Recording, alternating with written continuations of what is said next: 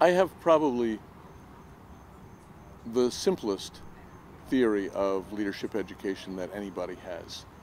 The theory is that leadership is what happens when a person with a certain range of talents and gifts and hang-ups and disabilities finds themselves in a situation or creates a situation where that's just what's needed to do the job. If you think about it, it has enormous educational consequences. Because what it says is that there are two things you need to learn about. The first is who you are. What are the talents and gifts that I have? And the second is, what do leadership possibilities look like out there in the world?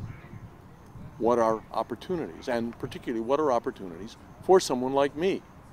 It's really imagining yourself as this person and that person and that person and that person and that person. Among those imaginings, there are two or three that fit a little. Oh, that's a little like me.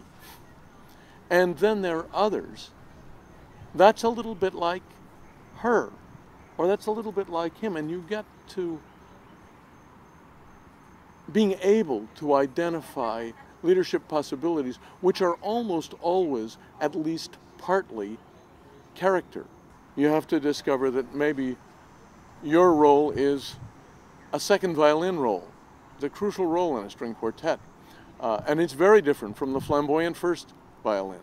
In an entrepreneurial situation, there's always somebody who's the public face. There's always somebody who's the financial person. There's always somebody who's really the HR person who holds the organization together. How do you find those things out?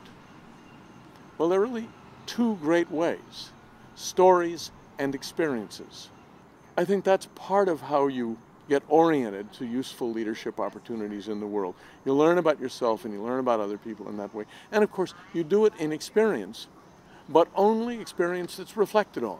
If we just write, well, this is what happened to us, it's not enough. We have to say, this is what happened to us, and what does it mean?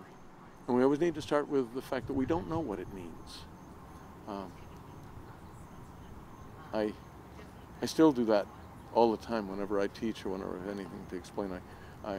My great question is what does this mean?